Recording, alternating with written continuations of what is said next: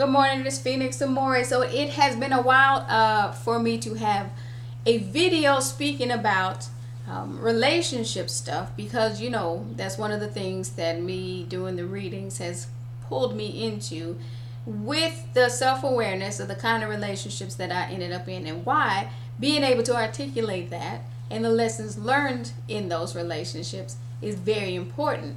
I say this because it's funny. I was just talking to this one person doing a reading and I said, you know what? She asked me a question and it's funny I could answer her to really help her because it clicked. She said, why do I get intrigued or attracted to certain guys that I know are not going to be good for me? Now, this is what I had to tell her because this is something that I came into an awareness about. It gets really deep when you have that time to really meditate and really ask God for real, because I took the time to say, okay, God, now I get it. You've given me all these spiritual gifts. I'm empathic, I'm prophetic, sometimes I'm clairaudient, which means I hear stuff, but really more so in dream state when God is really giving me those heavy messages. That's when it gets real interesting. But sometimes you are really meant to cross a person's path to bring them some sort of message. Now, how far you get involved is up to you. So one of the mistakes that I made in my life, I would attract broken men, or deeper, just breaking this down to people.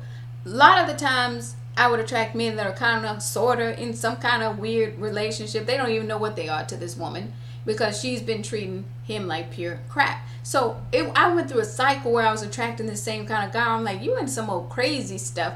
And it usually was a confidence thing on their part that they were even with that woman that was treating them like crap. So it wasn't one of those competitive women thing where it's like, let me see if I can take this girl's kind of sort of boyfriend. Most of the dynamics, ironically enough, would be like this guy is with this lady. She cheats on him all the time.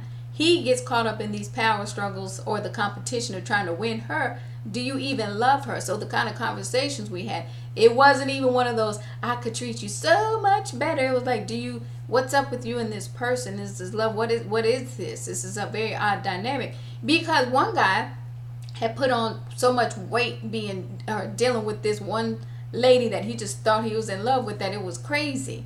And I told him that. Now, ironically, once I moved away from dealing with him, because one thing about me, once I said what I needed to him in regards to that situation, if I feel like I'm going to be an issue, right? So he and I ended up involved romantically, but guess what? You have to be a bigger woman about situations. Now, that's fine. You caught up in that crazy dynamic with her, okay? But I'm not going to be a part of that push-pull, tug-of-war thing that you guys have. So and a lot of people can validate and vouch for what I'm saying, will pull myself out of the situation because I'm not going to get into some competition mode with some other woman. If you like being treated like crap, you stay there, but I'm not going to be in that dynamic.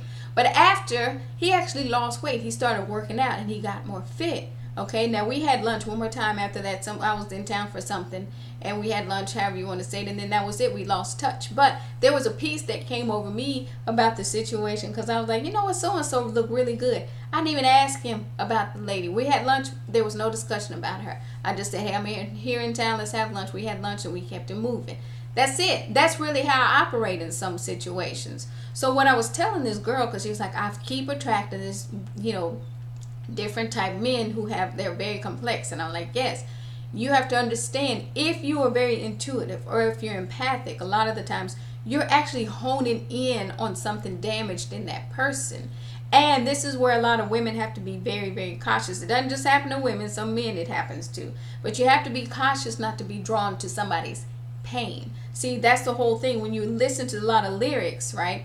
You get trapped in this cycle where I want to fix this person. Let me tell you how much energy it takes to fix a mofo. Too much energy. Not good. No. Don't do it. And you'll listen to the love songs. You're like, I'm going to fix him. Girlfriend, you going to have nervous breakdown or end up as crazy as him trying to fix him. Don't do it. So I went through all these cycles. So I got to tell this girl that asked me why she's attracted. I said, you have to understand the difference between a true attraction to the person as opposed to compassion. That's very key. Compassion can fool you to where you go, I love him so much, and he can be jacked up treating you like pure crap and you have this compassion for why he's doing it. No, don't do that. So understanding the difference there when you have these strong spiritual gifts, especially women, I have to stress it again because you have naturally that motherly instinct to you where you have to be cautious. Do you love the person or you really want to be his mother? So understand, and I went through all that. So when I'm talking to some of these other people that have these spiritual gifts and you're picking up on the pain of another person, guess what? It may seem so noble and so beautiful to want to fix it, but no ma'am, I'm telling you, it'll run you into the dirt. Now, this is where you have to be cautious because a lot of the times some of these guys that I end up involved with, right, once I'm like, I'm good, my side is detached. They don't always detach because now maybe a year or two later when they're looking at me like she was one of the few women that told me for real about myself. It was not in that dynamic, and let me make sure people understand, because you have bitter women that like to tear men down just because they're just tearing them down just because I just hate men and I just want you to know you ain't and la la. No. My approach was really like, what's going on with you? How did you let yourself get caught up in this? Or if they really had some major issues for real and they were trying to look at themselves like they were Mr. Innocent, I'm like, I'm sorry.